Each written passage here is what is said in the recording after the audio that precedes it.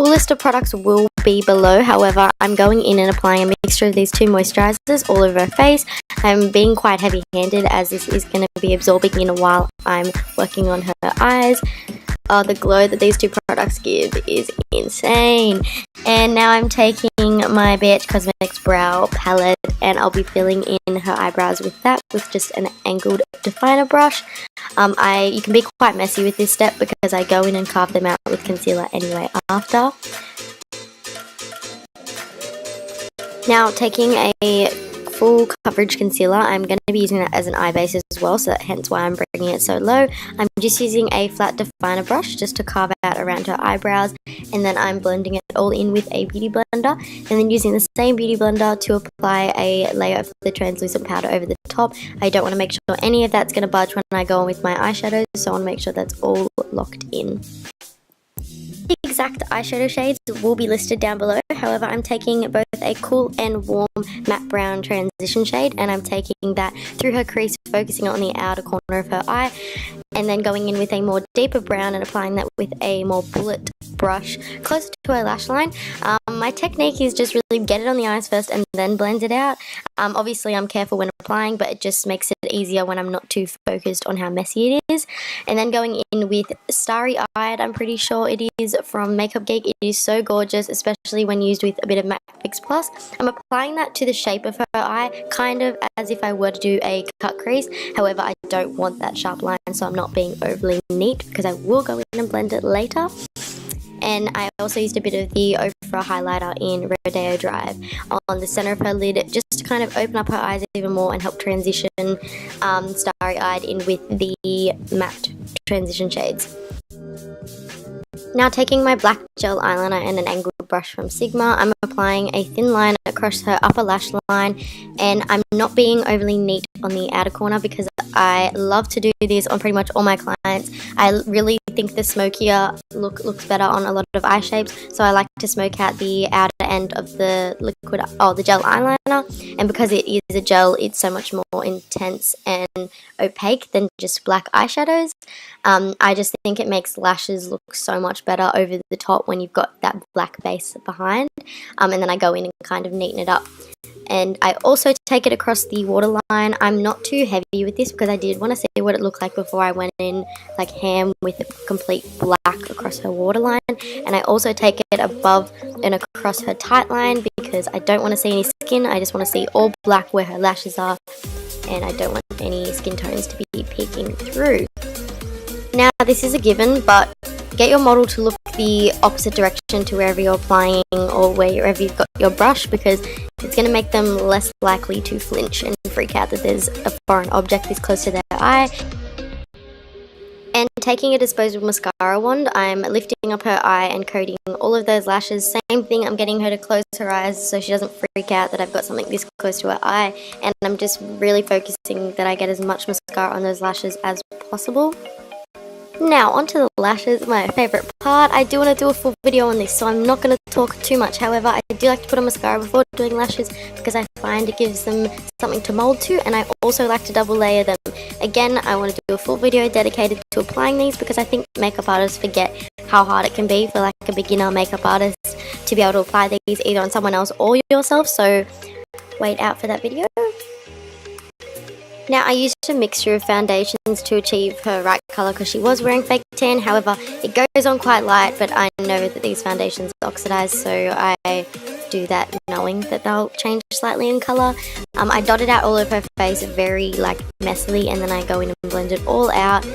I just like to be able to disperse the coverage evenly, and then I'll go in and make sure it's all blended.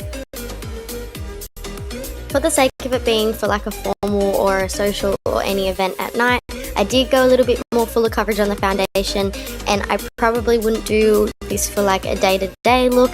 However, for the sake of flash photography and for it needing to last for a number of hours, I do like to go a little bit more heavy-handed, even though she probably didn't even need that much.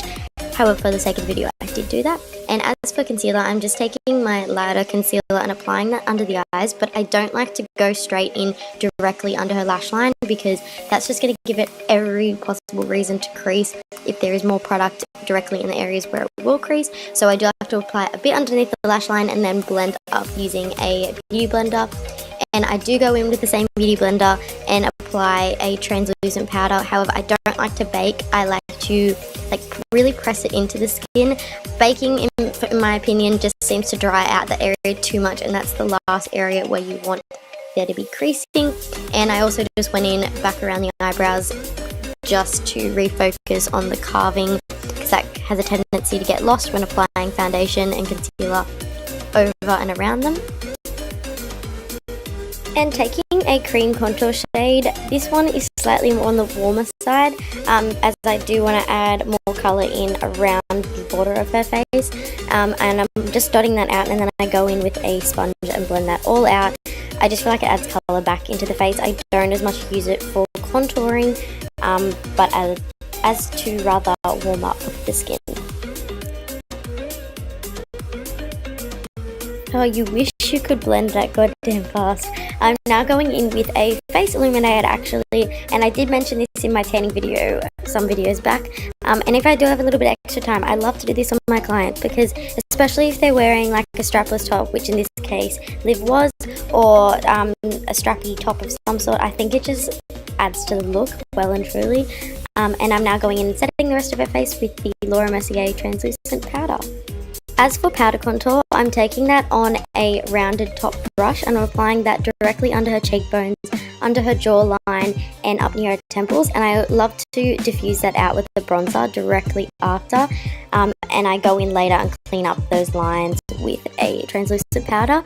And taking a more purple undertoned blush, I'm applying that with the same brush. Like, why did I not pick another brush? I don't know. And I'm using that just on an angled brush and applying that to the apples of her cheeks and just bringing it upwards towards her ear. And using an angled definer brush, I'm just taking the same transition colour mixed in with the deeper brown I used earlier on the eyes and bringing that across my lower lash line. I'm really focusing it in as close as I can to her waterline, and then taking the black gel eyeliner I used earlier and reapplying it and really pushing it into her lash line so that whole area is nice and black. Fix Plus before highlighter always. I'm just doing a light misting all over her chest and face, and I'm applying the Rodeo Drive highlighter from Ofra to the tops of her cheeks, on her cupid's bow and just down the bridge of her nose, focusing it just on the tip of her nose there.